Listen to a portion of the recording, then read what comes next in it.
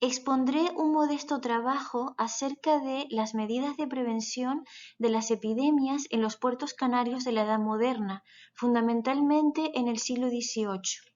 He de expresar mi agradecimiento al comité de estas jornadas internacionales por haberme brindado la oportunidad de compartirles este modesto trabajo de carácter interdisciplinar.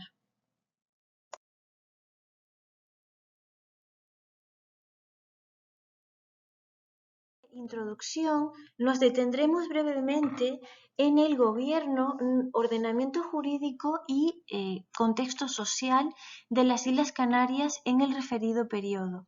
Seguidamente nos centraremos en un caso de estudio.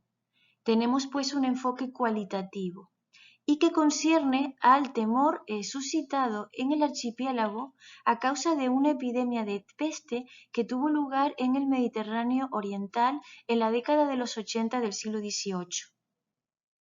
Seguidamente nos detendremos en el perfil ideal de las autoridades locales en la tratadística pragmática de la época. ¿Y por qué? Pues sobre todo porque en esas obras jurídicas de carácter pragmático se establecían las medidas, comportamientos e iniciativas que debían tener las autoridades locales ante las más diversas calamidades y problemas que pudieran surgir. Posteriormente, nos detendremos ante la respuesta de las autoridades insulares ante las epidemias del siglo XVIII, especialmente ante el episodio del contagio de peste ya mencionado. Finalizaremos con las conclusiones y con las referencias bibliográficas más importantes acerca de el control de las epidemias en el archipiélago canario de la Edad Moderna, entre otros elementos. A su derecha pueden ver ustedes una obra pictórica que ilustra muy bien el clima espiritual y de temor ante las diversas calamidades en el cual vivía la población canaria de la Edad Moderna. Se trata de una obra custodiada en la iglesia de Santa Úrsula de Adeje. Adeje es una localidad costera ubicada en el sureste de la isla de Tenerife. Es un municipio costero, su casco histórico se encuentra en el interior, pero la mayor parte de su territorio se halla frente al Océano Atlántico.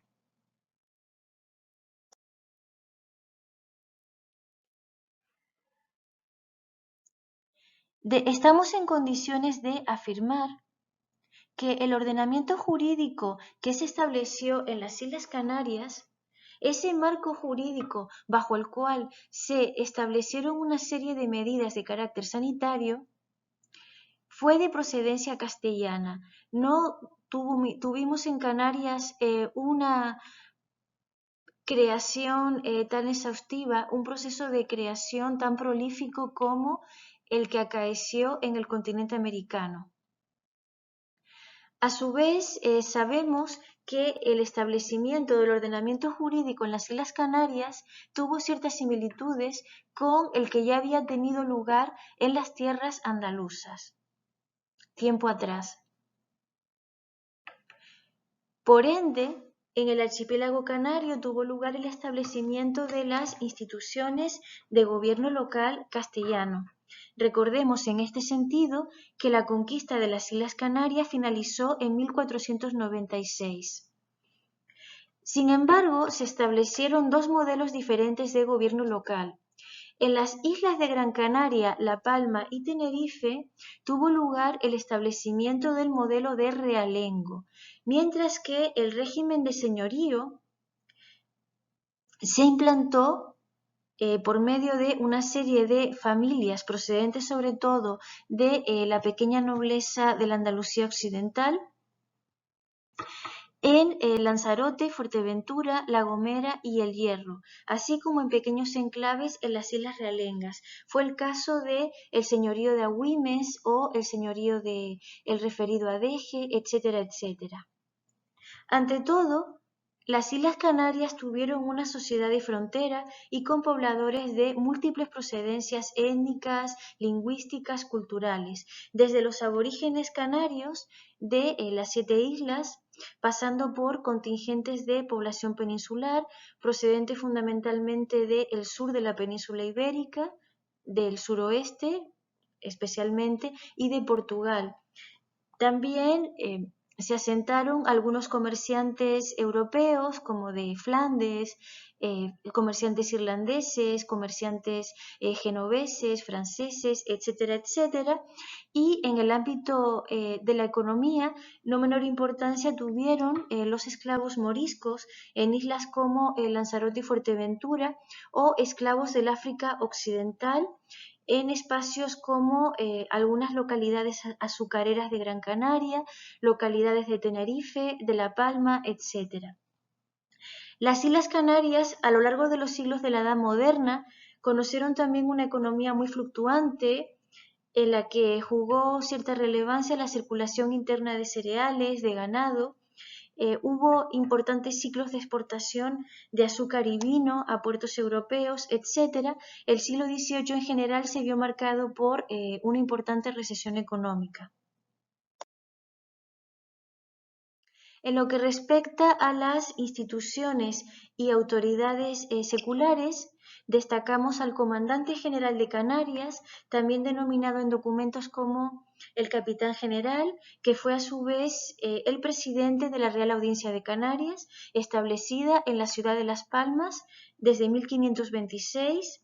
Debemos mencionar también a los gobernadores y corregidores, cuya denominación oscila dependiendo del periodo histórico concreto, a los consejos, comúnmente conocidos también como cabildos, y en el ámbito de la impartición de justicia, el asesoramiento letrado, fueron relevantes los tenientes de corregidores y los alcaldes mayores. También los alcaldes en las pequeñas localidades pues desempeñaron un papel relevante en el gobierno local. A su vez, también en las islas de señorío se encontraban los cuerpos de justicia y regimiento, los alcaldes denominados mayores, cuya denominación se ajustaba al criterio explicado por Jerónimo Castillo de Bobadilla en su política para corregidores. A su izquierda tienen ustedes una antigua estampa en la que se aprecia la silueta de la Catedral de Santa Ana, catedral de la isla de Gran Canaria, y el Océano Atlántico de fondo. Frente a la Catedral de Gran Canaria se encuentran en la actualidad las casas consistoriales, y en la Edad Moderna se encontraban en sus inmediaciones la sede de la Inquisición, la sede de la Real Audiencia, etc.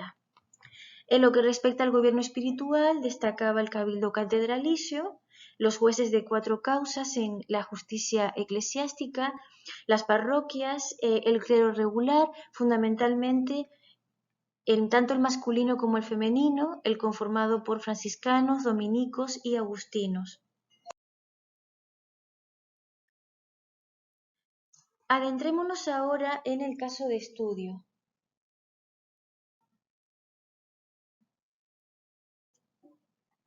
Entre los años de 1784 a 1787, cundió la alarma en la monarquía española a causa de una epidemia de peste en el Mediterráneo oriental, a tenor de la correspondencia remitida al comandante general de las Islas Canarias con información del conde de Campomanes. A su vez, el comandante general de las Islas Canarias escribió al Cuerpo de Justicia y Regimiento de la Isla Oriental de Lanzarote, y a través de varias misivas le comunicaba su parecer y las reales órdenes remitidas desde la península ibérica acerca de la entrada de las embarcaciones foráneas y de sus mercancías.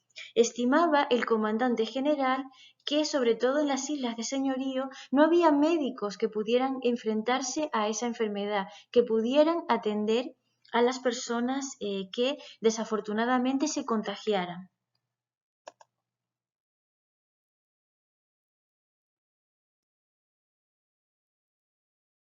El temor por parte de las autoridades locales canarias a la nueva epidemia era patente, pese al mayor impacto que en esa época tuvieron otras enfermedades,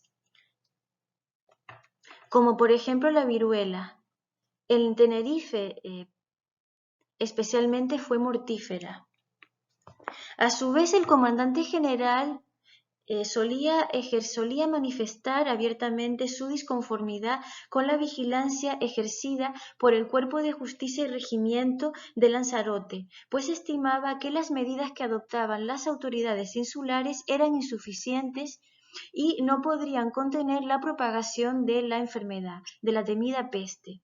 A su derecha tienen ustedes una imagen de una procesión en la villa de Teguise, que fue en esta época, en la Edad Moderna, la capital de la isla de Lanzarote.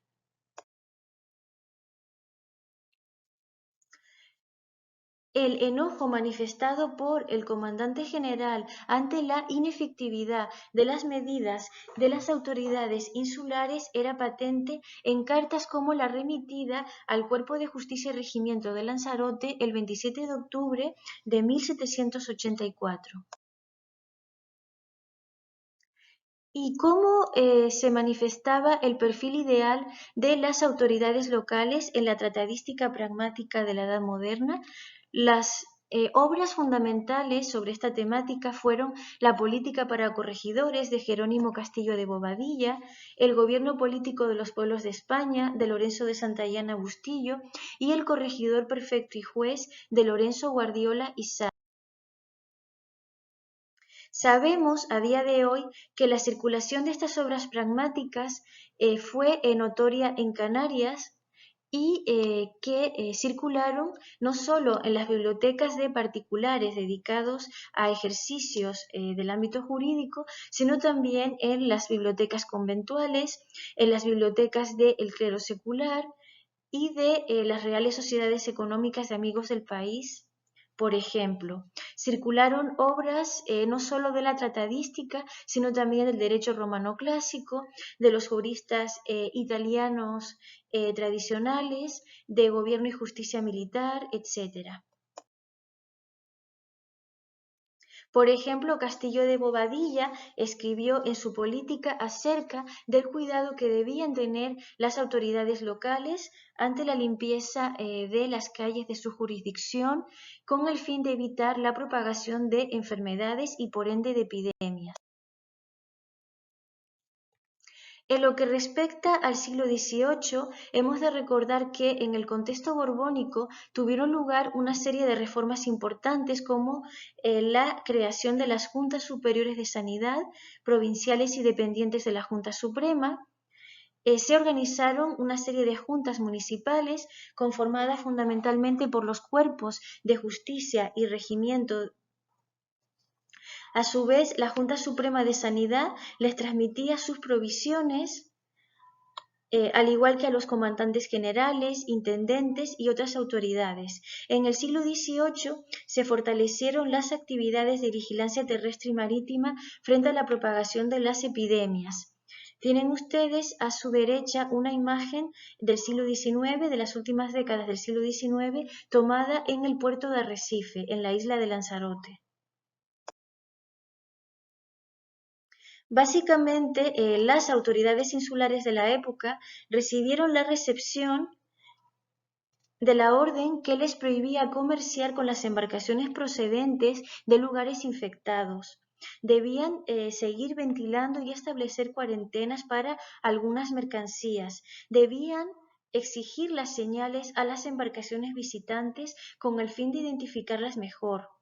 Las autoridades insulares manifestaban en sus actas de cabildo, sin embargo, que únicamente los puertos principales contaban con la vigilancia suficiente, pues el resto de las playas y surgideros de las islas carecían de los medios adecuados para controlar la llegada de las posibles embarcaciones infectadas. Debían inspeccionar y visitar también los barcos dedicados a la pesca, sobre todo los que hubieran contactado con embarcaciones procedentes del norte de África. A modo de conclusión, observamos que en el siglo XVIII hubo una mayor sistematización y un fortalecimiento de las respuestas de las autoridades ante la propagación de epidemias en el siglo XVIII. Se conservaron algunas medidas y autoridades de los siglos anteriores, como el aislamiento de las personas enfermas, la quema de ropa infectada, el establecimiento de cordones sanitarios y la restricción a la entrada de personas procedentes de territorios afectados por las epidemias. Se preservaron ciertas respuestas espirituales, como las procesiones, oraciones, pese a la creciente secularización del control de las epidemias. Al fin y al cabo, el archipiélago canario era un espacio especialmente frágil ante la expansión de enfermedades a través de sus puertos, en el contexto de los intercambios comerciales, los procesos migratorios, los conflictos internacionales, etc. Ustedes apreciar algunas de las obras concernientes a las medidas tendentes a evitar la propagación de epidemias en el espacio mediterráneo y del siglo XVIII y en el espacio atlántico, especialmente insular.